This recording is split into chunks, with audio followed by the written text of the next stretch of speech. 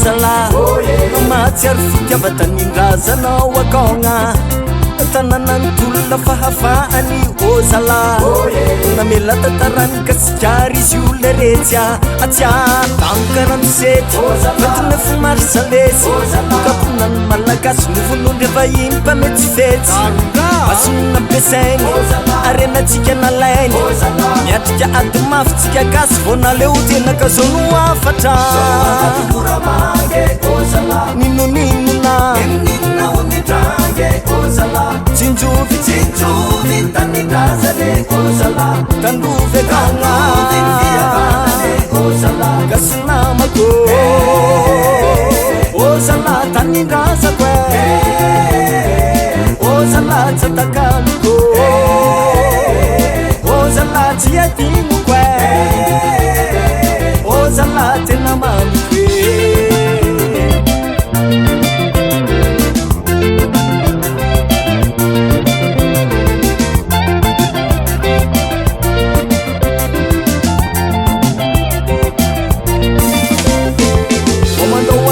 mangaza ozala matsary fomba ampiasagny anao akaogna kolontsaina manandratra fihavanany ozala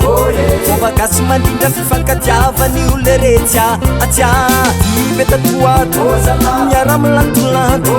ka misy fifaliana hirihira irahana misorira sakafo mipetrapetra tsakanafaka tsy akametra fomba maro tsy voatanisa nefa hita fa niazadimoka zao no afatra ninoninona tsinjovy tandove kaogna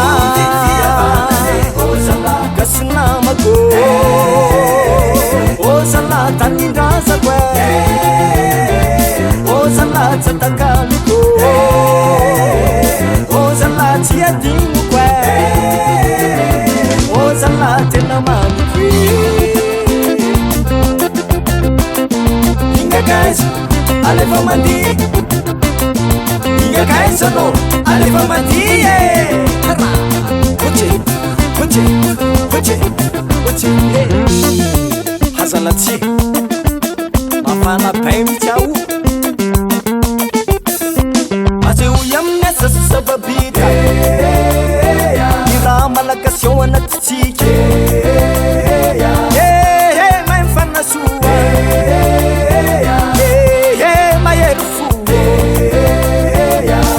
ifankatiava jereo kasikara ifankatiava jereo kasikara zala